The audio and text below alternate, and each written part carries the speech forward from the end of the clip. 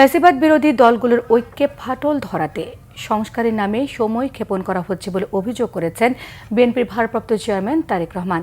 স্বৈরাচারের দোসরদের দেশ ত্যাগের সুযোগ তৈরি করে দেওয়ার অভিযোগও করেছেন তিনি। বৈষম্যহীন এবং ইনসাফ ভিত্তিক সমাজ প্রতিষ্ঠায় আবারও ঐক্যের আহ্বান জানান বিএনপির ভারপ্রাপ্ত চেয়ারম্যান তারেক রহমান। রিপোর্ট করছেন সেকান্দর রহমান। মানুষের ইস্টার পুনর্মিলনী ও শুভেচ্ছা বিনিময় অনুষ্ঠানের আয়োজন করে বাংলাদেশ খ্রিস্টান ফোরাম। বিএনপি নেতারা জানান, গণতান্ত্রিক সমাজ ব্যবস্থা প্রতিষ্ঠা ও সবার সমান অধিকার নিশ্চিতে কাজ করছে বিএনপি। গণতন্ত্রকে প্রতিষ্ঠা করার জন্য আমরা লড়াই করেছি। আমাদের অসংখ্য ছেলে শিশু সন্তান তারা প্রাণ দিয়েছে, আমরা কষ্ট করেছি। আমাদের নেত্রী দেশনেত্রী বেগম খালেদা জিয়া 6 বছর কারাগারে ছিলেন। আমাদের নেতা নির্বাসিত হয়ে এখন আছেন, আমরা সবাই কারাগারে আছি।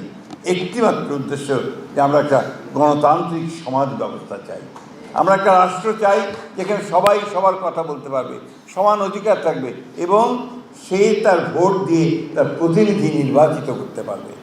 বিগত সরকারের আমলে গুম হওয়া সাজিদুল ইসলাম সুমনের বাসায় তাকে খুঁজতে পুলিশের যাওয়াটাকে নেতিবাচক হিসেবেই দেখছেন বিএনপি নেতারা। ভারপ্রাপ্ত চেয়ারম্যান তারেক রহমান বললেন, ফ্যাসিবাদ বিরোধী ঐক্যে ফাটল ধরানোর ষড়যন্ত্র হচ্ছে।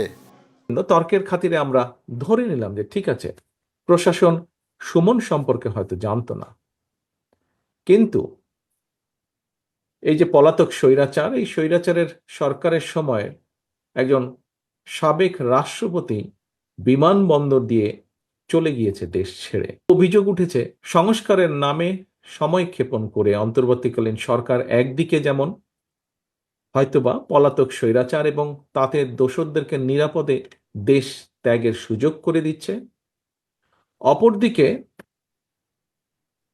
অত্যন্ত সুকৌশলে নানা ইস্যু সৃষ্টি করে স্বৈরাচার বা ফ্যাসিবাদে বিরোধী যে রাজনৈতিক দলগুলো আমরা যারা মাঠে ছিলাম, সেই দলগুলোর ঐক্যের মধ্যে ফাটল ধরানোর একটা ক্ষেত্র হয়তো তৈরি করতে চাইছে। গণতন্ত্র, সুশাসন ও মানুষের অধিকার আদায়ে ধর্ম বর্ণ নির্বিশেষে সবাইকে এক হয়ে কাজ করার আহ্বান জানান তারেক রহমান। স্বৈরাচারের জননী দেশ ছেড়ে পালানোর পর ধর্ম বর্ণ নির্বিশেষে প্রতিটি বাংলাদেশী নাগরিকের সামনে দেশে গণতন্ত্র, সুশাসন, মানুষের অধিকার প্রতিষ্ঠার এক অপার সুযোগ তৈরি হয়েছে। ঐক্যবদ্ধভাবে আমাদেরকে অবশ্যই এই সুযোগটিকে কাজে লাগিয়ে একটি বৈষম্যহীন, গণতান্ত্রিক, ইনসাফ ভিত্তিক মানবিক রাষ্ট্র ও সমাজ প্রতিষ্ঠার জন্য কাজ করতে হবে। যে কোনো ষড়যন্ত্রের বিরুদ্ধে ঐক্য অটুট রাখার কথাও বলেন বিএনপি নেতারা। বাংলাদেশী নাগরিক সিকান্দার রেমান, বাংলা ভিশন, ঢাকা।